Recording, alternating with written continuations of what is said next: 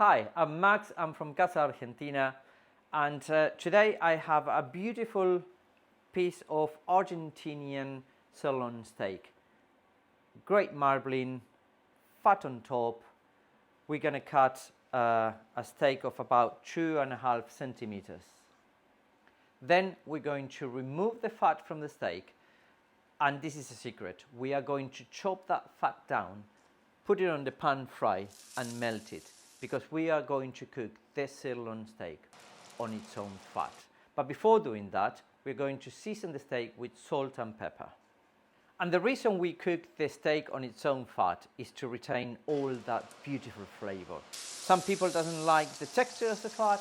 This way, you melt it down, you cook the steak there and enhance all those flavors. Next step, we cook the meat 1.5 minutes on each side if you want to achieve medium rare. We add some cherry tomatoes, padron peppers, and then once the meat is cooked, we let it to rest for about 5 minutes. You can serve it with chimichurri.